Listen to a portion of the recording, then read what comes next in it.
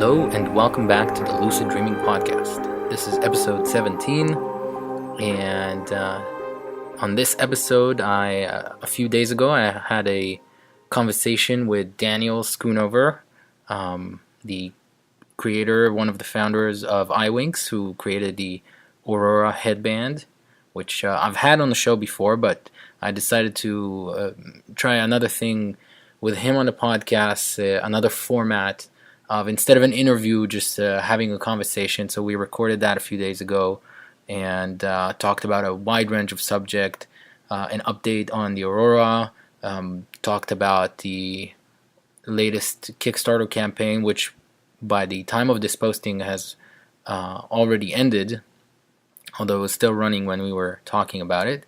And I think it's a very interesting conversation. I think you'll enjoy it.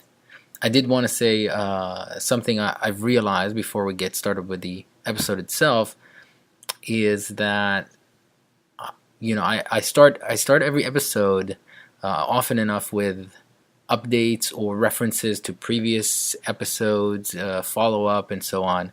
But it has come to my attention, and I should have thought about that before, that many episodes are really somebody's first listen. Like, there's a lot of new listeners, it seems, which is awesome, that just basically find the podcast and start from the latest episode, and then some of them go back.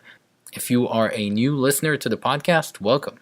And if I'm saying something that doesn't make sense, you can skip forward, or better yet, go back and listen from episode 1. Just kidding. I mean, you can do it if you find it interesting. There's some good episodes in the catalog, the short but growing catalog. So take a listen and welcome to the podcast. Like Kevin Smith says in his podcast, every episode is somebody's first episode. So I should take that into account, I suppose. All right, so here we go. Take a listen to our conversation and enjoy. Hey, Danny, welcome back. Thanks for coming back on the podcast. How's it going? Oh, it's great to be here. Yeah, thanks for inviting me back. No problem. We talked a little bit, and we thought this would be a good idea to get together on the podcast and talk about some things. And I had some things in mind that I wanted to pick your brain on and see if we can get something interesting from this and get your opinions on some things. And I thought first and foremost, if you wanted to take this opportunity to give a quick update on your progress. I know a lot of people are kind of waiting to hear a little more. I know I am about the Aurora. I know you've been hard at work, deep in the labs. Yes. But if you have any update, that'd be cool. Totally. So like you said, we've been hard at work. It's been a very, very challenging project, but very fulfilling. When we first launched the campaign, our technology was based off of wireless Bluetooth transmission. So all of the data was sent from our headband, our brain wave measuring headband, and was wirelessly transmitted to a smartphone for analysis. And of course, this is for the ultimate purpose of dream augmentation and lucid dream induction. What we've done for the last few months is to take that throughput, that communication, and embed it in the headband itself. So we took all the algorithms that we have developed over the years and upgraded our circuitry and embedded all the necessary machine learning and artificial intelligence scripts and programs right there on board. So what that means is when you wear it to sleep, it's not necessary for a smartphone to be connected. It's not necessary for the device to be communicating with anything else to work, which was really the dream the whole time. We didn't want people to have to set up some cumbersome tool chain just to go to sleep. That's counterproductive. Cool. So you ended up basically making it a standalone device. Exactly. And that's something we promised during the campaign.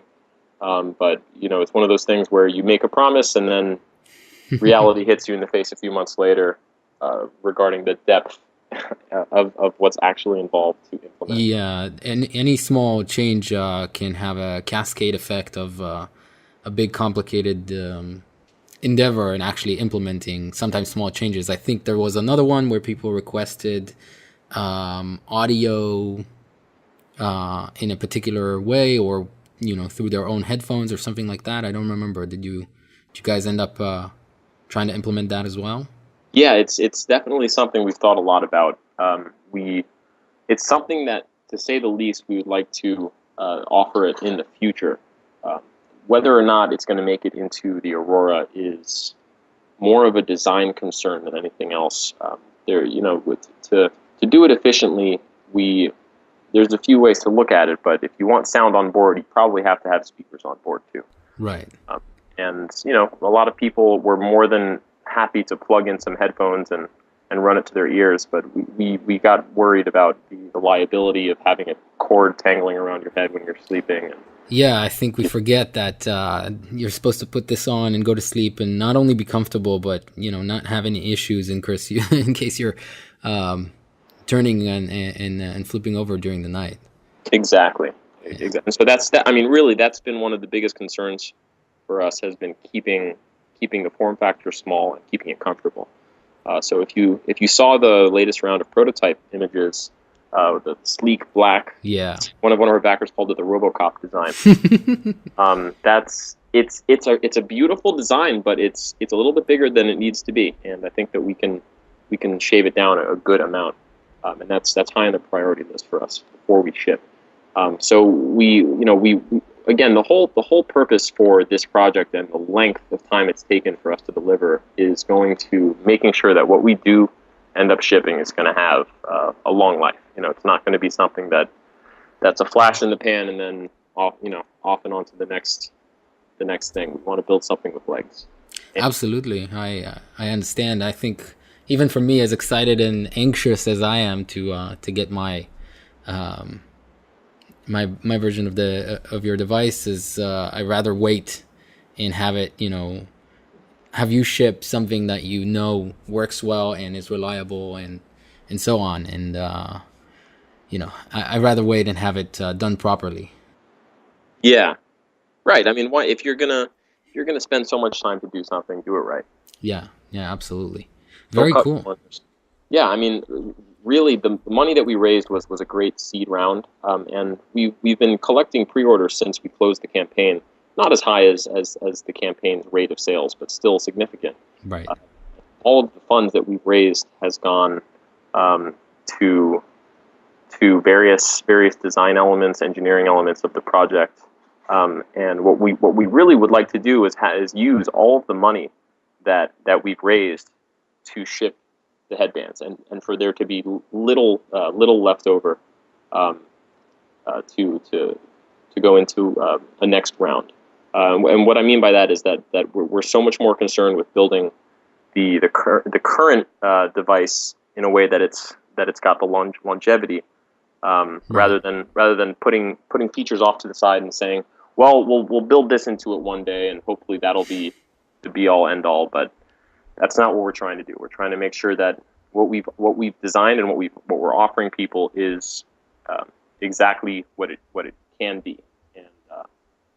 It's the kind of project where there's a lot of different focuses going into it, a lot of design backgrounds and educational backgrounds and minds behind empowering the project. And it's been a really the collaborative effort has been really, really awesome. People with all kinds of backgrounds getting really passionate about it, chipping in where they can.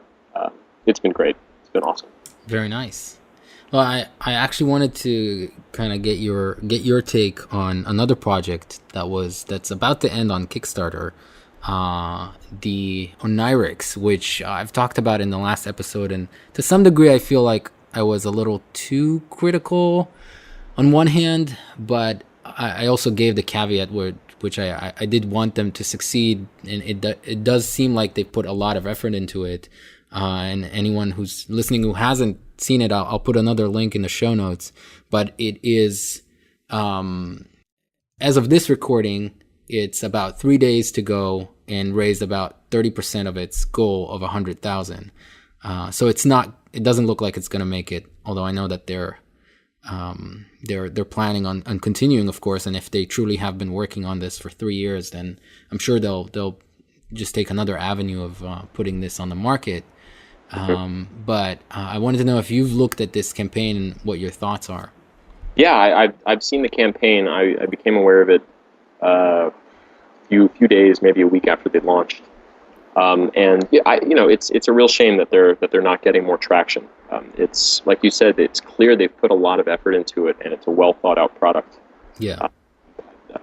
It looks like they're not going to make it, and that's too bad. We think that the more people that are in this space, the more traction lucid dreaming is going to get overall. So we say, bring it. Yeah. Welcome it. Yeah, that was basically my closing argument, that even though the campaign itself has a lot of things that made me raise an eyebrow, and I'm not quite sure about, like, the wording they use and some of the terms, I wasn't quite sure about, but again, just people working on more devices and more things in this arena is at the end of the day a good thing. So it's interesting how these things develop. Right, and their overall offering was unique, but I think that certain aspects of it were a bit of a stretch. I don't think necessarily people will wear a wristband just for the purposes of being alerted every n seconds with a beep or something to a reality. Right. There's no reason why that can't be built into the app.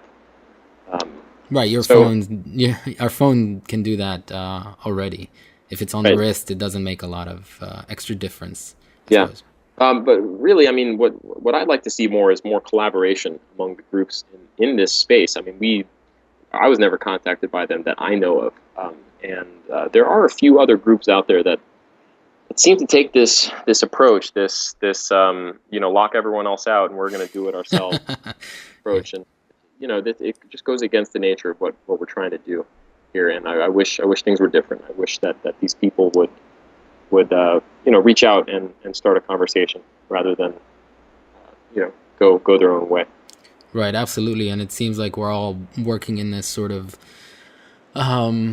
there's more and more people just building things themselves, the whole DIY and maker movement that are actually from these collaborations coming up with new ideas and new ways to work together and build some things that people have not thought of before. And there's entire industries coming out of these collaborations. There's a fascinating aspect of that. Yeah. So Onerix people, if you're listening, let's talk. Yeah, it's interesting. I do suspect that from what I gather, they're not really local, even though they say based in California. I think most of them are somewhere in Europe. So. Yeah, a lot of these projects do that. They claim residence in some populated tech hub like San Francisco. Right. One of the earlier projects did that too, when they were somewhere in Europe. That's just a marketing thing. They want to be when people in San Francisco look at local tech, they're gonna see their project. So that's the decision behind that. We were lucky to be in San Diego physically when we launched our project, and it's been great. San Diego, holy crap! Before I moved down here, I had no idea what a thriving tech community there is here. Really? It's amazing. The amount of not only just the startups and the people and the venture capitalists, everyone. There's such enthusiasm about what's going on here. I think Forbes last year rated it as the best place to do a tech startup over Silicon Valley. Wow, that's fascinating. I had no idea before I made the move down here after the PhD thing. That's good. That could come in handy when you're working on a tech project. Oh yeah, absolutely. Cool. We're very excited about that. How many people are you? I know that we spoke last time with another one of your partners. Is it mainly just the three of you, or more people have come on to work with you? Mm-hmm. So we've expanded our family a little bit since we last spoke. The core team is still small, on the order of 3 to 4 to 5 people working sort of every day, contributing. Mm-hmm. But then outside of that, we've got consultants, designers, graphic designers, industrial designers, mechanical engineers, various coders with different, skill backgrounds, electrical designers. I mean, we've got a pretty big group. We've grown a lot over the last year. I don't. It's hard to put an exact number on it. It really is. I don't. Yeah, it's grown a lot, huh? Yeah, the longer we go, it's crazy that the longer we go, the more talent we find. That kind of comes out of the woodwork. I think good projects seem to attract more creative and technical people. It's kind of cool. Yeah, absolutely. And app developers and just a little bit of everything. Yeah. There's been a lot of new media attraction for lucid dreaming. Wired put out an article a few days ago. I don't know if you saw that. Wired did you see that? I have not. What's this one about? It's just about it's sort of like a roadmap to the future of lucid dream tech and just dream technology in general. And interestingly enough, it was written by Jean-Marc Emden from Dreams Cloud. Oh, very cool. I should check it out. I'll find it and put it in the show notes as well. And he did a really great job summing up what's going on in the industry in a concise little read. You could get through that in about a minute or two. Yeah, it seems that there's a growing interest, and I find it fascinating because it has a lot of aspects. And now every time there is something new or some news in lucid dreaming, it seems to propagate really, really fast across the various, at least online blogs and outlets, anywhere from, Wired to Huffington Post and so on. Mm-hmm. Yeah, and there's still some amount of skepticism from some places, but it seems like they've realized there's a big demand and big interest in large communities out there. Yeah, it's a fascinating subject. I think that everyone who already knows about it, or people who learn about it for the first time, are really as excited to learn more and to experience it. If they haven't. There was an extensive article, a piece done on Medium. I don't know if you know the site Medium. And it was covering the wide range of sort of lucid dreaming subject, but it was mainly about Stephen LaBerge, and which was interesting because he seemed to have sort of become secluded in his own world, which is his prerogative. It's very interesting, but he still does his yearly retreat and lucid dreaming workshop in Hawaii. I think at the end of every year. So this article, they went there and attended the thing and kind of wrote a very extensive article on him. And I found it very interesting that he, kind of left behind the scientific endeavor of it and is just strictly teaching, and almost only in that format. I don't know if he continued to write, but there's no blog posts from him. There's no publications. There's just this yearly thing, and that's about it. Sometimes, every once in a while, an article manages to get like a comment from him, but it seems very, very minor, especially from someone who, at least back then, used to be so prominent and producing more information, doing more lectures, and so on. I think that I may have some insight as to why he is that way. And now let me preface this by saying that I don't know the man. My communication with him has been slim. We have spoken, but he's not the kind of guy I call up every 2 weeks. Okay. Yeah. It appears to me anyway that he did what he needed to do in academia to prove that this is a real phenomenon, that this is it withstands the test of scientific vigor, and with scientific vigor, and he did a great job of doing all of that. And I think that the reality of academia, unfortunately, is very skeptical. The people who run the show are They're it's a sort of I like to think of academia as intelligent molasses. It moves very carefully and diligently into open areas, but not too fast. If there's a wide open crater, it's going to slowly drip in, and that's just over the course of decades. I think this is speeding up a little bit more now. Every year there are a few more articles that pop out within the space. So I think that maybe, and this is me just going off the cuff here, that maybe he just got tired of the skepticism in the field there. And it's something I've experienced myself. I was when I was at UC Irvine going for the PhD in cognitive neuroscience. It's the hoops that you have to jump through just to run a pilot experiment. It's crazy. I mean, if scientific research is really here to make the world better, I think that we need to open up the way we think about problems like this. Yeah, that's fascinating, and you're making a good point, because it's funny. Just today, Charlie Morley on Twitter posted a link to a short video by Big Think. It's a group that does like these little videos from all sorts of people. It's really a good YouTube channel. And this one was with Michio Kaku, he's very prominent scientist, written about books about the future and technology and so on. He's very respected, and this was about I think it was titled something like "Your Brain on Dreams," and I'll post a link to that as well, of course.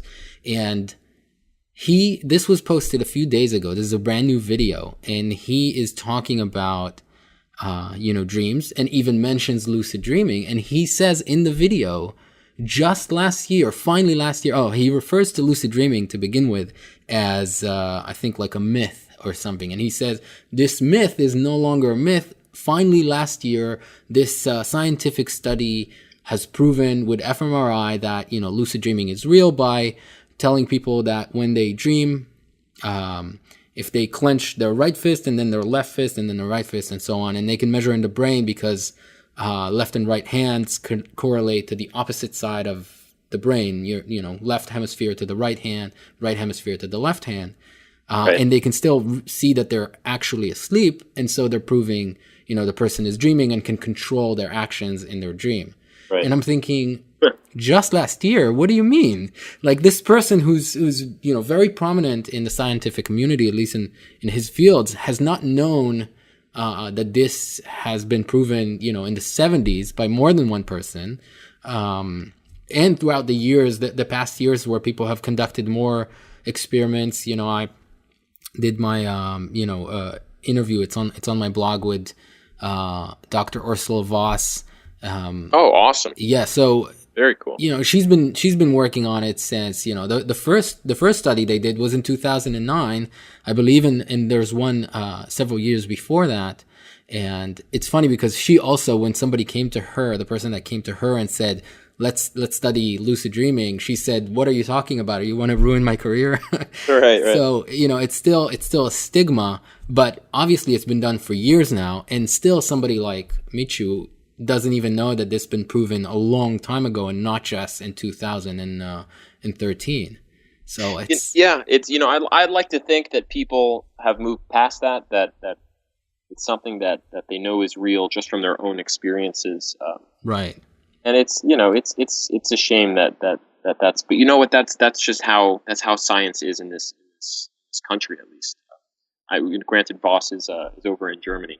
Right. And man, what a badass! I'm so glad you got to speak to her. She's kind of like the Nikola Tesla of Yeah, she's pretty awesome. It's a relatively short interview. It was done over email, and I didn't want to take much of her time. It was a few back and forth emails. She's a very busy woman and researcher. So, but it's very cool, and she seems to be now as fascinated by the subject as all of us lucid dreamers are. So. Yeah, and for those listeners, if you haven't heard of this experiment, Voss spearheaded a really incredible study where they basically stimulated sleepers' brains, dreamers' brains, within a frequency that's correlated with self-awareness, and we're able to induce self-awareness in a dream, creating lucid dreams within 75-ish% of subjects within 30 seconds. Yeah, and I think what was fascinating is that they actually took, I think 100% of the subjects actually never had a lucid dream before. So it's an interesting experiment where people are not familiar or don't have the tendency for naturally lucid dreaming. Maybe they've had it as kids and they don't even remember. For me, it's something that would be hard to forget. But they're taking this further, and of course, they're part of the reason they're researching this is mostly for the psychological benefits. They're trying to find more ways to work with post-traumatic stress disorder. So it's interesting research, and it's interesting where they'll take it, because they're not just coming from the point of view of, hey, can we induce lucid dreaming and that's it? What can we do once we've done that in a scientific research? But what do you think that some of the kind of, I've written an article which is very high level of like the future of lucid dreaming, and I let my imagination run wild. But what do you think? Yeah, exactly. If we don't dream big, in waking life and in dreaming, exactly, where will we get to? Exactly. You can't expect to change your life only in dreams. It's got to be willing to put the effort in life too. Go after them. Yeah. So what do you think some of the not necessarily obvious benefits that will come out of people being able to have lucid dream on a regular basis more easily? Because I've been thinking about this a lot, and I think there's some still some surprises waiting in this. Really? So what do you think before I give my answer? Well, I think that people underestimate first of all the psychological effect of your dreams. My last episode, I don't know if you had a chance to hear it. It's talking about I call it your two lives, and I'm not going to repeat the whole last episode, but basically, you go to sleep and you have all of these experiences happening to you, just like in a regular day in waking life, and you wake up, and even if you don't remember the dreams, they have this effect on you. And if you just woke up from a very disturbing dream, the experience is it's as if it's real. And so you have a lot more effect on your waking life, but unless you're lucid dreaming on a regular basis, you don't have that much effect at the moment on your dream life. And it's a life with full experiences, full range of emotions, things that happen to you, and it registers in your brain just like any other occurrence, like a real event that's happening to you. But yeah, it simulates an experience through all of the senses. Yeah. Like very few other things can do. Yeah, so that's sort of the first thing, that once we have more regular control over our dreams, we might, inspect them more and learn from them more, but also direct them more. It's not just about control, but direct them more in such a way where we wake up with a positive experience and start the day with a better experience, having had a nice positive dream. Exactly. And so going along that path, I think that the benefits of lucid dreaming there are many of them, but one of my favorites is the and it's okay. It's maybe not the best example given that it's come up in a negative connotation so far in this conversation. However, the effect of stimulating motor networks and cortical networks that are involved in everyday sensation that occurs during dreams. So in other words, it's not just that you're dreaming spiritual, if you will, for those listeners out there who do that sort of thing, senses, but that your brain actually thinks that you're activating these, your arm muscles, your leg muscles. If you're running and jumping in your dreams, those networks are actually changing based on how you dream. And I think that is an area that we have not yet explored enough. And the outcomes of experiments in this area, I think, will change humanity. Definitely. The question is how much of an effect. That's still left for science to deduce But that's one of the areas that I'm very excited about. Self-improvement through dreams. Definitely. And I'm going to, again, give an example perhaps that's a little more negative, but you'll see what I mean from there. There was a post recently on Reddit where somebody says, what about violence? Since there's no consequences, what do you guys think? Is violence, taking out aggression in a dream is okay? Like there's nobody's getting hurt. And my reply was to I don't want to tell anybody what to do and what not to do, but you have to really consider that, because even though there's no physical effect on anybody, in the real world, what you're actually running through your mind is a real experience is hurting people. And if you are actually running your brain and reinforcing these neural pathways of violence and, hurting people and not caring about others or whatnot, I think that's a dangerous proposition. I totally agree with that. And the official stance of the American Lucid Dream Induction Device Foundation is that dreams don't kill people, people kill people. Amen. Oh my God. So, it's fascinating how different people relate to these arenas. And the other thing that I think would come out of a regular practice where people don't quite see it yet, and this is still in the realm of theory as far as I'm concerned, at least for me personally, to some degree, is what we're going to learn about our own conscious awareness. And again, I don't want to sound too airy-fairy, but it's the nature of it, the essence of it is, I've mentioned... You need to get sound effects for the next... I'll find some. It's time to...